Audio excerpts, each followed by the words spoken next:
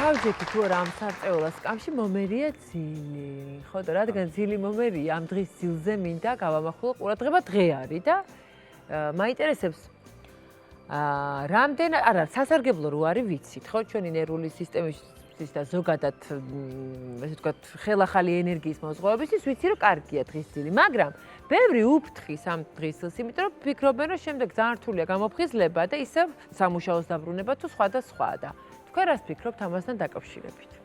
კარგია, ნამდვილად, იმიტომ რომ სტრესის მოხსნელი არის საკმაოდ ძლიერი და დასვენების, მართლა დასვენების შეიძლება მთელი ესპანეთი ამას. Siesta. და დღეს გასწავლით სამ მარტივ ხელს, როგორ გამოვიყენოთ ჩვენ ეს დღის ძილი ჩვენს ცხოვრებაში ოპტიმალურად. გამოვიყენოთ? ხო. სანამ დამეძინა მასწავლეთ რა, რათა წავედი უკვე. მე იმასაც გეტყვით, იკა ახალი კვლევების მიხედვით დღის ხანმოკლე ძილი არა მარტო სტრესს გვიხსნის და ამცირებს, არამედ იმუნიტეტსაც გვიძლიერებს. ხანმოკლე ძილმა დღის განმავლობაში შეიძლება უფრო მეტი სარგებელი მოგვიტანოს, ვიდრე აი ღამის ძილის გაახანგრძლივება. აქვე ჩამოგითვლით დღის ძილის დადებით თვისებებს. ეს არის მეხსიერების გაუმჯობესება. აი თუ გავიწყდებათ ბევრი რამ ხშირად არის რომ ასაკს ვაბრალებთ ან გადაღლილი ხარ და რაღაცა შეიძლება უბრალოდ ღამე არასათანადოდ გეძინათ და შესაბამისად დღის ძილით შეგიძლიათ შეავსოთ ეს დანაკლისი. ასევე დაღლილობის მოხსნა ენერგიისთვის ხშირად კოფეინს ვიყენებთ ხოლმე, მაგრამ შენ წარმოიდგინე ძილმა შეიძლება უფრო მეტად გაგამხნევოთ. ასევე როგორც თქვი, სტრესის შემცირება და გაძლიერებული იმუნიტეტი. ნამდვილად ყველაფერი კარგი თქვი ლევან, რაც შეიძლება ახდენს ძილს. ნამდვილად. აი ერთ-ერთი მაინც ფიქრობ, რადგანაც მთავარი შიში ამ დღის ძილის არის სიფხიზლის დაკარგვა. რაღაც ალბათ წესებია საჭირო, რომელიც მარტო სარგებელს მოგვიტანს და არ მოგვადუნებს ისე რომ მე მართლა ვიყოთ ფიზიკურად ძალიან ნამდვილად არის. ინერტული. და ანუ მე აგიხსნი ახლა შენ წამოვყევი ჩვენი ძილის ფაზებს და როგორ უნდა გამოვიყენოთ, ანუ ყველაზე ოპტიმალური არის, ანუ 20 წუთიანი ძილი. 20? ხო, 20 წუთი. შეგიძლია ახლა მარტივია რომ მაგუზარა დაიყენო 20 წუთში, 20 წუთზე. და არ გამაბრაზებს ეგ მაღვიძარა? არ გამაბრაზებს ეგ მაღვიძარა. პირიქით უფრო მხნედ გაიღვიძებ.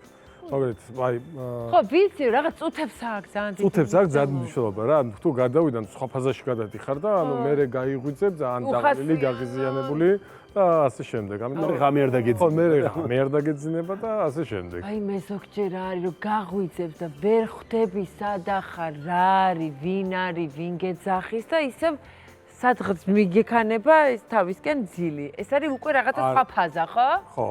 აი ჩვენ კაი ფაზა უნდა ვიპოვოთ. კაი მოდის კაი ფაზა ვიპოვოთ.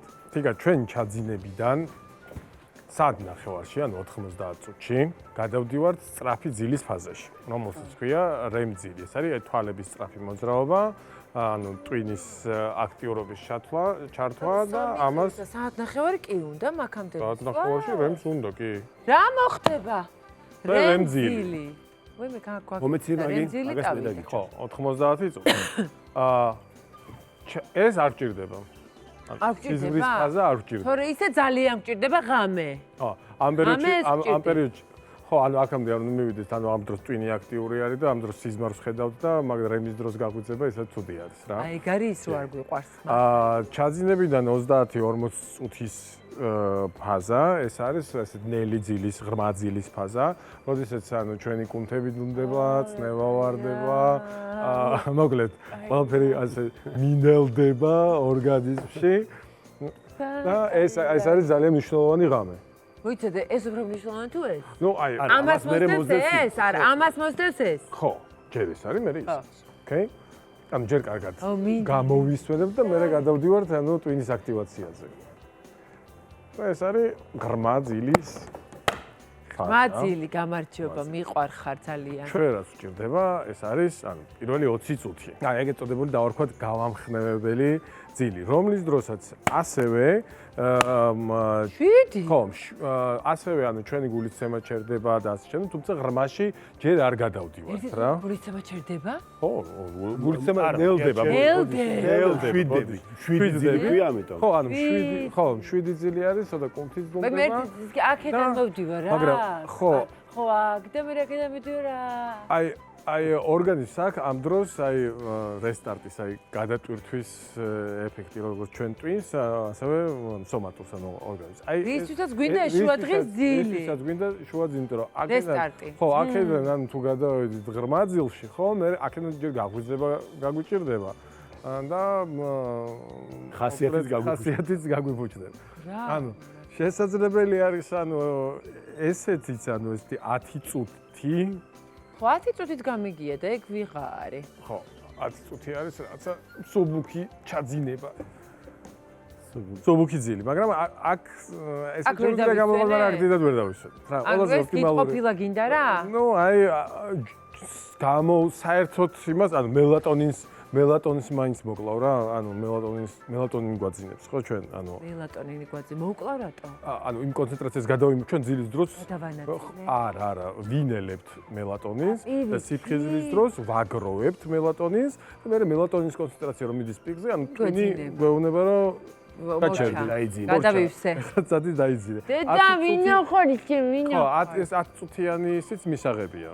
მისაღებია. ეს გამინეიტრალებს. ანუ საჭესთან ხო, აი რაღაცა ძიძგზაზე, მონოტორ გზაზე, აი მაგ დროს ჯობია, ახლა გაჩერდი 10 წუთი, მელატონინი დაცალო და ისევ გააგრძელო გზა. რა კარგია. ესე იგი შუადღისთვის გვინდა ან ყვითელი ზონა, ან წითელი ზონა. ხო, ან წითელი ზონა. თუ ძალიან დაღლილები ვარ და ძალიან გვეძინება, ესე რო ვთქვათ, ხო? ანუ მინიმუმ 10 წუთიანი და მაქსიმუმი ეს არის 20 წუთი. ჰე? 20 წუთს უკადასდა მერე მორჩა. თუ გადასდა მერე მორჩა. მერე ჯობდა არ დაგეძინე და გააგზავნე. ჯობდა. გადააბი. ხო, ჯობდა 2 საათს დაგეყენები. თიკა მოდი ახლა კიდე ერთ ხრიგს გასწავლი. მოდი ნახოთ რა არის ამ ყუთში. აბა. ჰე? ყავა, ეს ხრიკი ყველამ ვიცით. მაგრამ აი უშუალოდ წაძინების წინ ყავა დაგილევია? ნახე მე რო ხო, აი მე იცვა რომ ამბობენ რომ ყავა დავლე დავიძინებ შეულებრივად ვარ მე. ანუ ამას გულისხმობ თუ სხვა რამეს გულისხმობ? ხო, ბევრ ადამიანზე არ მოქმედებს. უბრალოდ ყველა ადამიანი ფიქრობს იმას, რომ რადგან კოფეინს შეიცავს, ხო, ყავა შეგვიშლის ხო დაძინებაში. ხო, თუ ძილი გინდა ყავა არ უნდა დალიო, არის ლოგიკა, ხო? მაგრამ ნუ აღმოჩნდა რომ ეს ასე არ არის. ყავას დაახლოებით 20-30 წუთი ჭირდება იმისთვის, რომ ესე მთლიანად გაიხსნას კონცენტრაცია კოფეინის და გამოაღვიძოს ჩვენი ორგანიზმი. როდესაც 20 წუთში გაიღვიძებთ, ყავა ზუსტად ამ დროს დაიწყებს მოქმედებას და უბრალოდ მოგიხსნის ძილიანობას და თავს უფრო ხნეთ იგრძნობ. მაგრამ ახლა შენ უნდა წარმოიდგინო, რომ ეს ყავას რო დალევ, ეგრევე უნდა დაიძინო და ეგრევე ხოლმე რიძინებ. როგორ ვერა გააჩნია, თუ სარწმუნოა ჩამსავ, ეგრევე დავიძინებ. თუ მეძინება? ამიტომ თუ გეძინება, არ არის ესე ვთქვათ, გამორიცხული, რომ ყავა პირიქით დაგეხმაროს, გამოგვიძებს. ზუსტად იმ დროს მოვიდეს, როცა მჭირდება დავასრულო ეს 7 ძილის ფაზა. 7 ძილის ფაზა და უცებ გამოვაფხიზლოთ. რა კარგია. აი, კიდევ ერთი ხრიკი არის, ესეთი, გთხოვ რომ ჩაბრძანდეს ამას. დიდი სიამოვნებაა. მოისვენოთ. მიმღერებთ? თუ არა? არა, უბრალოდ ფანკარს გაჭუქებ. ფანკარს მაჭუქებ? ხო. რა შუაშია ძილთან ფანკარი? ხო, ან ნახე, იდეა რა არის, რომ ხელში გიჭიროს ფანკარი.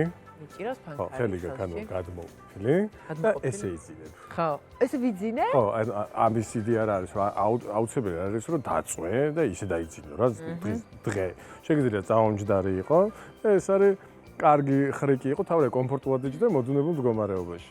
და ნუ რა თქმა უნდა, რომ ჩაგეძინება, ანუ სანამ ძალიან ღრმა ძილში გადახვალ, რა მოხდება? ფანკარი დაგივარდება. ფანკარი დაგივარდება და ეს გაგაღვიძებს. მე მწხვენია ხოლმე ეგეთი რაღაცის. ანუ ხო მივხვდები რომ აი მე დამძინებია და უეჭველი დაგემართება, ანუ რომ დუნდება. გეკიდება ეგეც მე ეგ მდგომარეობა, ხო? თავი რომ დუნდება და თერაპიაში ხარ და მე გაგაღვიძებ. ამ ხრიგს სხვათა შორის იყენებ და ძალიან ცნობილი ადამიანები ალბათ. დედა მე მწხვენოდა აქამდე ამ იმის, რომ ესე იგი დედა შევწყვი რომ ჩამეძინა. ისეთ ადამიანებს ნახავ რომ ნამდვილად არ შეგწყვება. სალვადორი? რომელიც სალვადორი ფანკრით იქნებოდა. არა. პუნჯით. გასაღებების ასხმას იჭერდა რომ ეს ხო ეს რაღაც ხმა ხმა ამას გაეღვიძებინა. აუ მართლა მწხვენია. აი მწხვენი. აინშტაინი. აინშტაინს რა ეჭირა ფანკარი? აინშტაინს ფანკარი ეჭირა. ეს იგი ყველა გენიოსის ეს ხრიკი ხონია, ხედა? ან საწერი კალამი ან ფანკარი.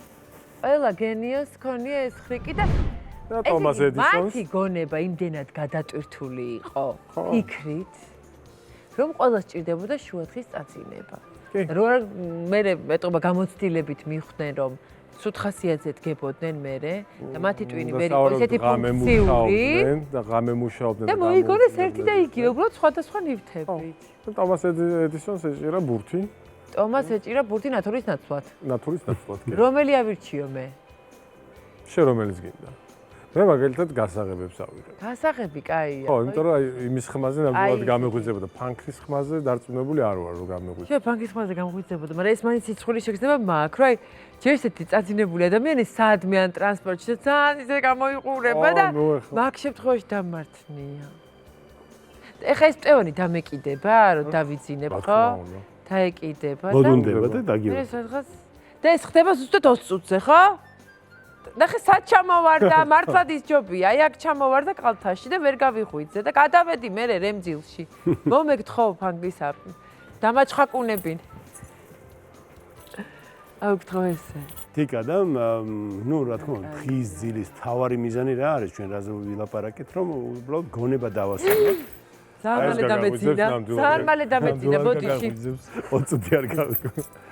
ეს ჩვენი გონების დასვენება ზუსტად 20 წუთს მოითხოვს და მეტი არ გვჭირდება იმისთვის, რომ შემდეგ რომ არ გავიღვიძოთ სუთხასიათზე. საკმარისია 20 წუთი და ჩვენად გამოვხიზოთ. დაკარგია, ყველას გვაქვს ეგეთი 20 წუთი და ყველას გვაქვს ისეთი სამუშაო, როდესაც სხეულიც იტვირთება, გონებაც იტვირთება და შეიძლება ეს 20 წუთი ისეთი გადამწყვეტი იყოს შემდეგ, რომ ნაყოფიერად გააგრძელოს თქვენი დღის მეორე ნაწილი, რომ ძალიან მისწრება იყო ეს რჩევა ახლა მით უმეტეს, როდესაც რატოღაც წინა საახალწლოდ ყველას გიჟური გრაფიკი აქვს და ეხლა მით უმეტეს ალბათ ძალიან მნიშვნელოვანი იყო და ხო და ძვირფასო თანამშრომლებო ან ძვირფასო მაყურებლებო, სადმე თუ დავინახეთ მიმჯდარით ან გასაღებით, სადმე მიწოლილი არა, აი მიმჯდარი ან გასაღებით ან ფანქრით ხელში იცოდეთ, რომ 20 წუთში დაგიბრუნდებით ხალისიანი ლაღი და ბედნიერი ეს უბრალოდ რესტარტისთვის სჭირდებოდა. ასე რომ თქვენს გამოგადგებათ ეს რჩევა ასე მგონია და დავასრულეთ დღევანდელი ეთერი ასეთი მნიშვნელოვანი რჩევებით, როგორიც მოვისმინეთ ჩვენს ეთერში და